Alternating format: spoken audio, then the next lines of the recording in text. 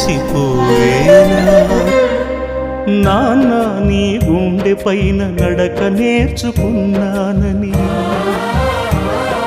నీ చూపుడు వేలితో లోకాన్నే చూశానని నాన్నను పూజిస్తే ఆది దేవుని కది అందునని అమ్మకు బ్రహ్మకు మధ్యన నాన్నే ఒక నిచ్చెనని తెలియనైతి తండ్రి ఎరుగనైతి నాన్నంటే నడిచే దేవాలయమని మరచితిని ఆత్మజ్యోతి చేతుల ఆపివేసుకుంటిని మరచిపోయి కూడా నన్ను మన్ని